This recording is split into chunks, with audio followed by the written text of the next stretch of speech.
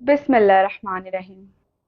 आजकल क्या होता है कि आजकल हर कोई ये बात कहता है कि बीवियों के बड़े हकूक हैं। बीवी कुछ भी चाहे कर सकती है और इसी कश्मकश में बीवी अपनी इतनी मनमानी करती है कि अपने शौहर की बात मानना भूल जाती है। अपनी तौहीन समझती है कि वो शौहर की फर्माबरदारी करे, ताबेदारी करे। एक खातून थी और उसका शौहर जहाद के लिए चला गया। दो गलियां छोड़ के उसका बाप रहा करता था।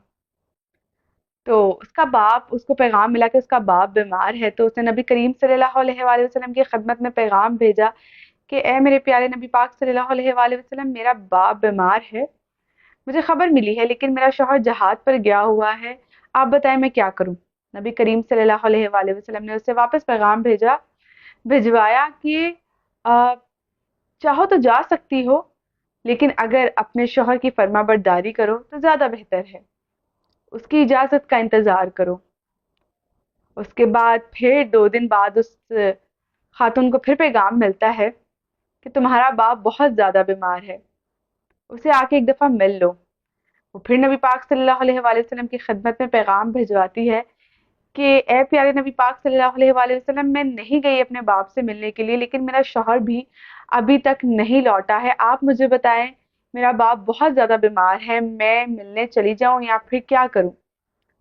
तो नबी पाक सल्लल्लाहु अलैहि वसल्लम ने फिर से उसे पैगाम दोबारा वापस भिजवाया कि चाहो तो जा सकती हो, मेरी तरफ से इजाजत है, लेकिन अपने शौहर की फर्माबरदारी करो तो ज्यादा बेहतर है।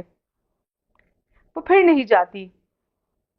चंद दिन गुजरने के बाद उसे पैगाम मिलता है कि उसका जो वालिद है वो इंतकाल कर गया है।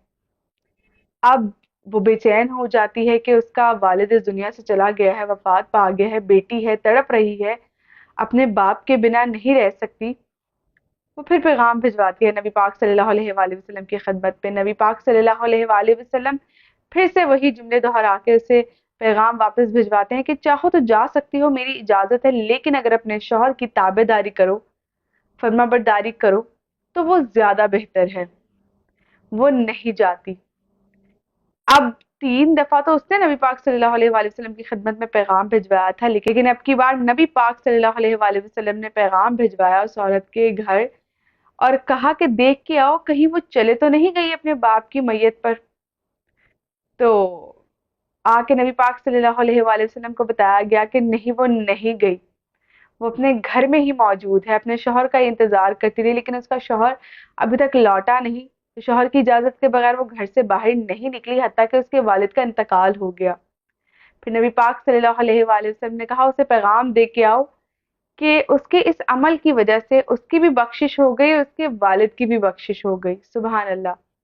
लेकिन आजकल क्या होता है कि लड़कियां ज्यादा पढ़ लिख जाए तो वो कहती हैं कि हमारे हकूक, हम जो चाहे हम वो करें, हम अपनी मर्जी की मालिक हैं, हम क्यों किसी की बात सुने, हम क्यों शौहर की ताबेदारी करें, हम क्यों फर्मा बरदारी करें, हम क्यों जी हजूरी करें। ये हमारी सेल्फ रिस्पेक्ट के अगेंस्ट है, ये हमारी खुददारी के अगेंस्ट है। हम अपना कमा रही हैं, हम पढ़ी लिखी हैं, हमें किसी की जरूरत नहीं है। फिर वो कहती हैं कि बस ठीक है, रिश्ता खत्म कर देते हैं अगर ज्यादा बात इस चीज पे आ जाती है कि शौहर की ताबेदारी करे, फर्मा बरदारी करे।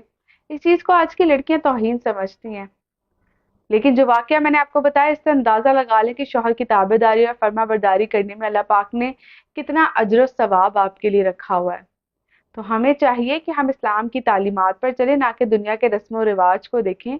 इस्लाम की जो तालीमात हैं, हमें जो शरीयतन हुक्म मिले हुए हैं, हमें पता होना चाहिए कि हमारे लिए अच्छा बुरा क्या है और हमने अपने शौहर की ताबेदारी और फर्माबरदारी किस तरह से करनी है। अल्लाह पाक हम सब खवातीन को हिदायत के रास्ते पर लगा के रखें। आमीन सुमा आमीन।